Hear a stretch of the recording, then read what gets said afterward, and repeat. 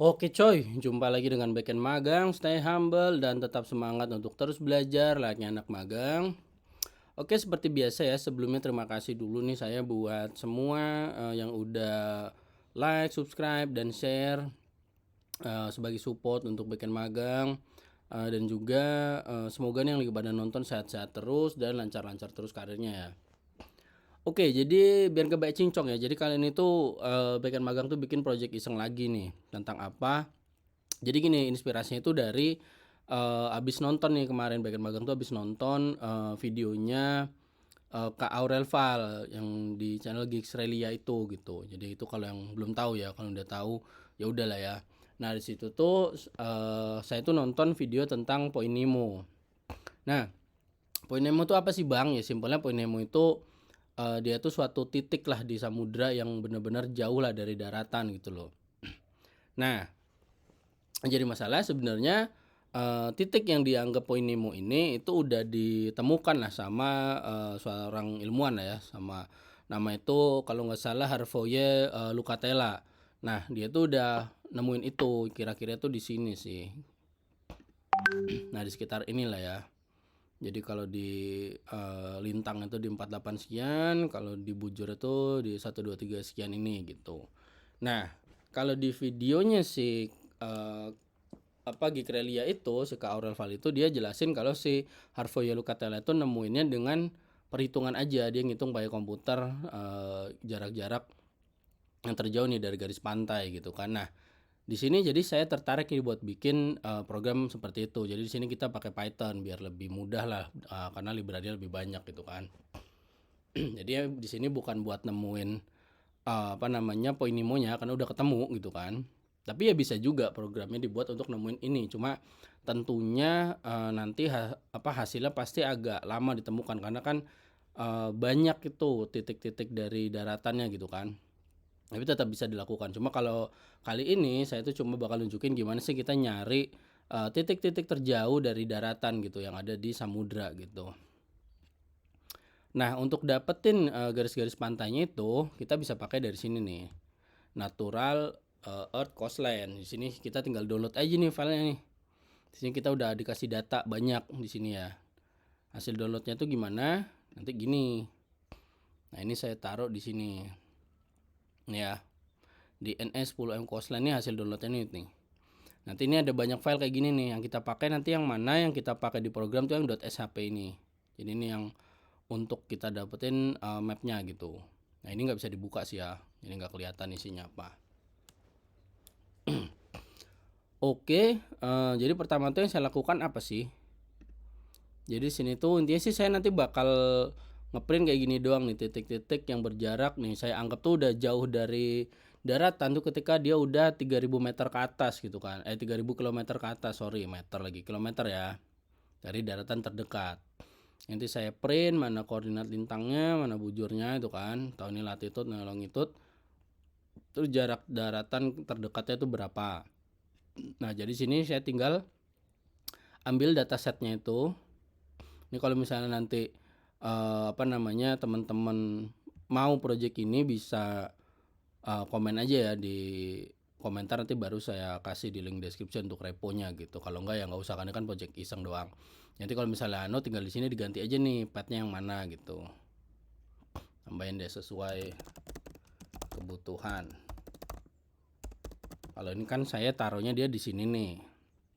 Sini langsung ambil gini ya.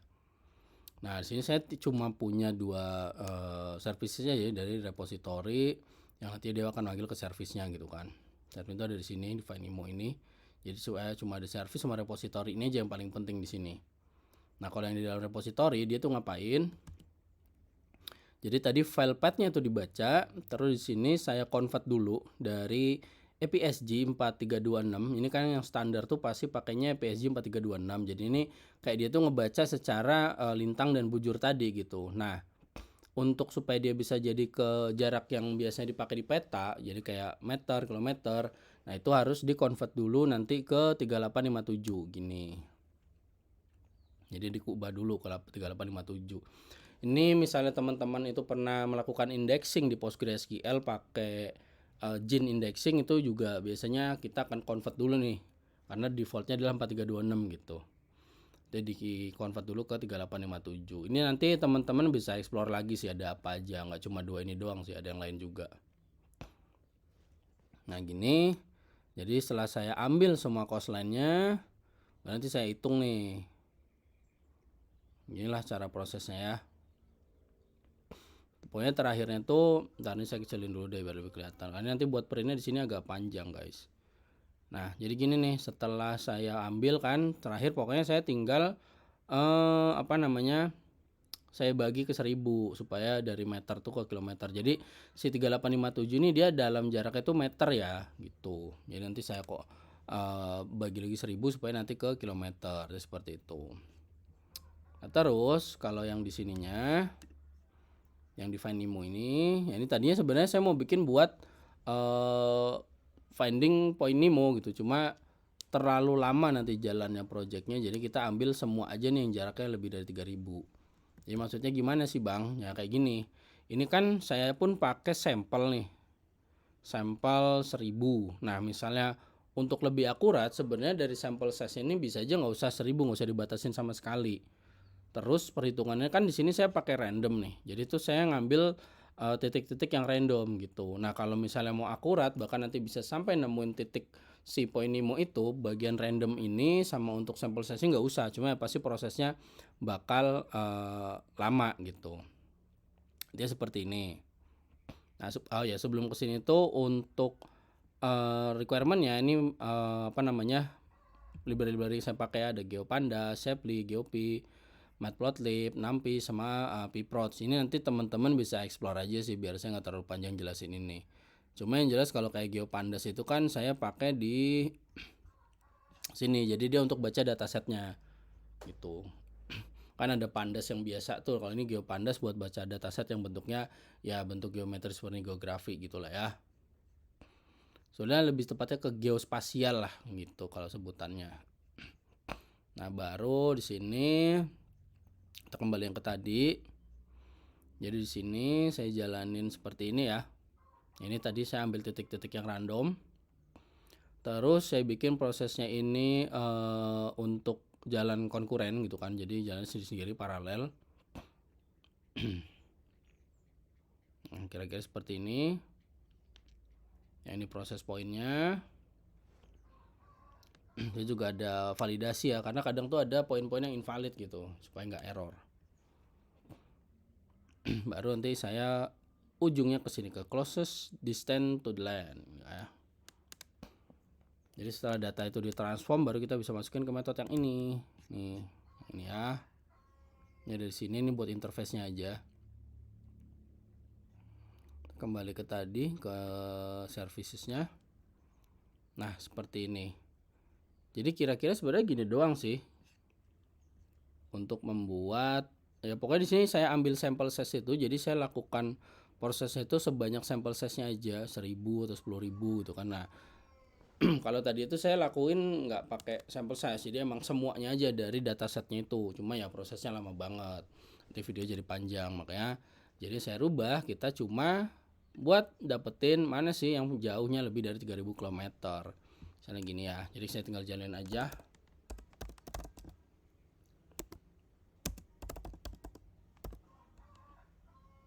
Nah, seperti ini. Nah, sini kita tinggal tunggu nih. Ini pun prosesnya cukup lama, guys. Nah, dia kalkulasinya banyak. Nggak salah sih ini 2-3 menit sih yang ini. Tapi kalau kita ambil 10.000 sampel aja itu juga akan lebih lama. Dan apalagi kalau kita lakukan semua tanpa sampel, ya emang kita nanti bisa dapat yang benar-benar jaraknya itu terjauh atau si point Nemo itu tadi gitu. Nah, kalau ini dia ambil semua nih yang jauh gitu. Yang jauhnya di mana, tapi yang ini saya batasin yang lebih dari 3000 gitu. Ya ini kita tunggu aja ya. Sebenarnya saya pengen ini di skip terus kasih yang few moment later gitu. Cuma saya belum bisa ya guys ya, maaf ya guys. Nantilah saya belajar edit gitu. Ini juga mendadak aja sih, iseng karena hari ini saya mau balik ke Jakarta dulu nih, ada urusan. Ntar lagi keretanya berangkat tuh jam 1, udah hampir setengah 2. Ntar keretanya berangkat jam setengah 3 ya. Bener-bener iseng singkat aja sih. Tapi ya mudah-mudahan bisa buat pembelajaran lah ya. Karena ini kan sebenarnya untuk pengambilan data-data coastline seperti ini bisa dipakai juga nih buat teman-teman tuh yang lagi melakukan penelitian tertentu gitu. Ya gini lah guys, jadi agak lama prosesnya, kita tunggu aja seberapa lama.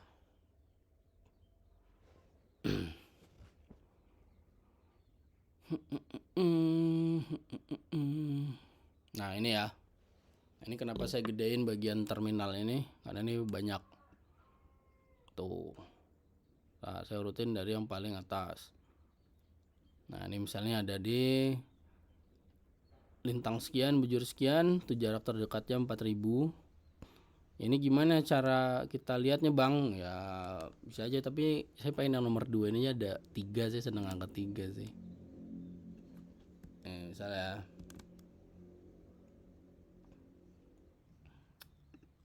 ya kita ke kosong aja gini, terus koma mana tadi?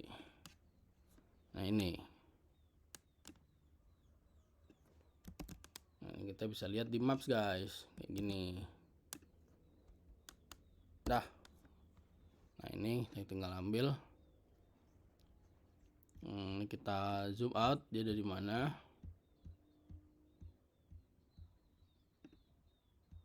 Nah ini lumayan jauh ya, tuh di sini dia. Ini kenapa terlihatnya dekat kayak gini bang ya? Karena bumi itu bulat ya guys ya. Kalau di peta tuh kelihatannya deket aja gini, lurus. Sebenarnya nggak gini-gini banget gitu. Karena bumi itu melengkung. Nah ini termasuknya titik yang jauh nih dari daratan gitu. Ya di sini juga pasti ada. Ya. Kalau poin Nemo tadi di mana bang? Ya sekitar sini tadi.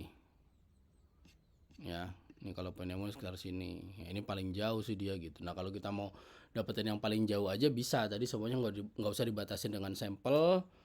Dari sekian sampel, terus nggak perlu juga dibatasin dengan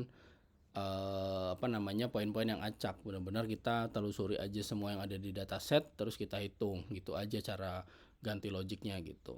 Datanya tadi dari mana bang? Dari sini kalau yang lupa ya. Ini tinggal download aja nih dari naturalearthdata.com ini. Yang kita bisa ambil. Dia tuh punya banyak. Kalau saya tuh tadi dapatnya ngambil yang 10M karena ini yang resolusinya paling gede gitu ya. Misalnya mau 50M juga bisa. Ini lebih kecil lagi gitu. Oke guys, jadi kira-kira itu aja sih. Semoga bisa bermanfaat ya buat yang mungkin ada perlu penelitian buat skripsinya kayak gitu. Bisa aja nih ide seperti ini dipakai. Kalau mau reponya komen aja, nanti saya share reponya. Kalau enggak ya nggak apa-apa kan, nggak usah juga gitu. Karena ini ya iseng aja nih ngisi waktu, saya nungguin jam berangkat mau ke Jakarta gitu ya guys.